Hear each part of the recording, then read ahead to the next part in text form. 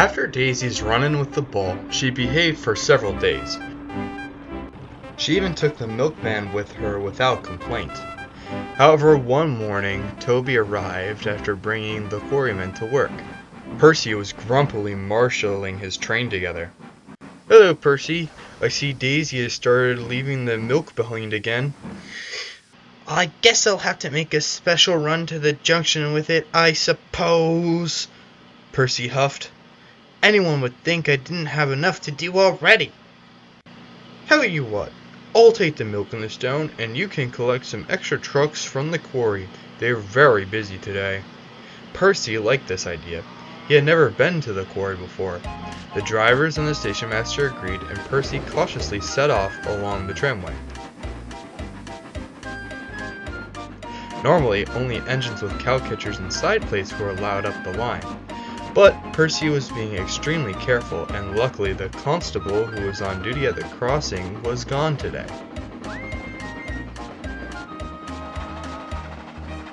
The line was steep, but Percy didn't mind. He was enjoying the change in scenery.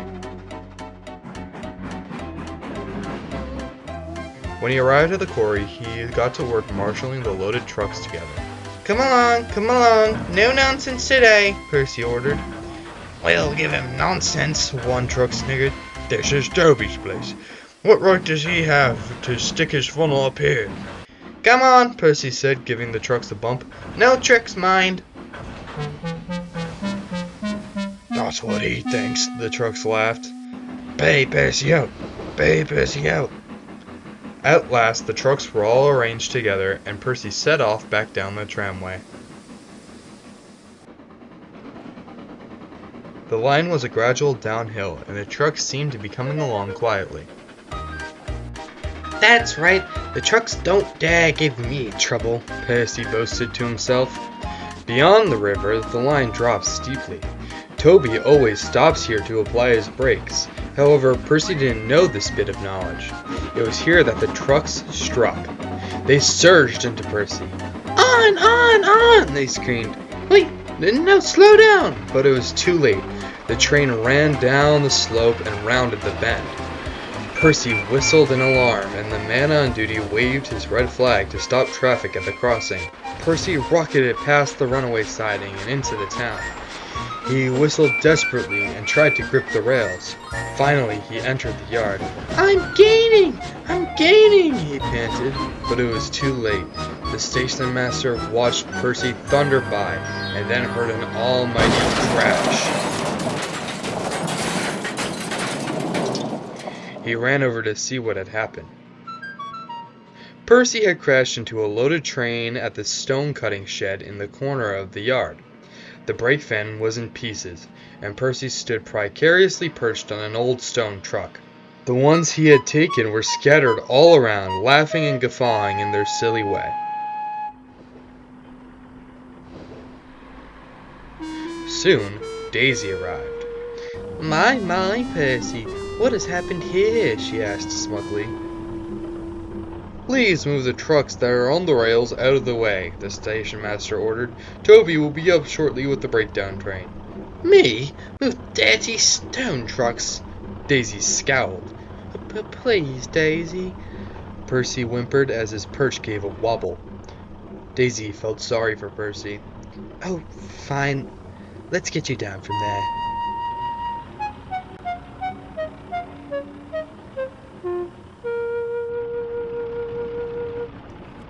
Toby arrived to find Daisy marshalling some stone trucks ready to go down. "What's this, Daisy? Shunting trucks?" "I'm just getting these silly ones ready to go down. Do you have the crane?" "Oh, yes. You can look after it, and I'll take those trucks down." No, Toby. You can look after Percy. I'll just take these few down with my passengers." "Really? What about your swerves?" "Well, I can see that this is an emergency, so I must do what's needed." Toby and Percy were stunned as Daisy shuffled away with the stone trucks. They did not know what to think. Toby and Daisy worked very hard all afternoon doing the branch line work. Daisy helped bring a number of trucks down to the junction and even took Henrietta along. Finally, as the sun started to set, Percy was loaded onto a flatbed. The Fat Controller had arrived to survey the damage.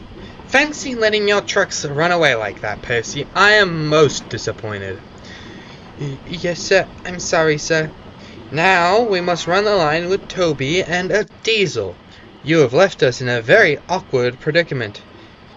"Yes, sir," Percy said. He knew quite a lot about awkward predicaments. The Fat Controller marched up to Daisy. "I've heard you've been most insulting, insubordinate, and unreliable. I do not tolerate such behavior on my railway," he said sternly. Daisy looked ashamed.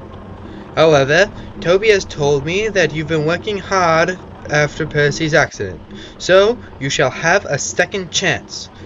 "Thank you, sir," Daisy said. "I will work hard, sir. Toby said he'll teach me." "That's good. Toby is an experienced engine. What he doesn't know about branched lines isn't worth knowing." The next morning, Thomas arrived home from the works as Percy was taken away. Annie and Clarabelle were most delighted to see him. They had not been out while he had been away. He took them for a run at once. Everyone was glad that things finally seemed to be returning to normal on the branch line.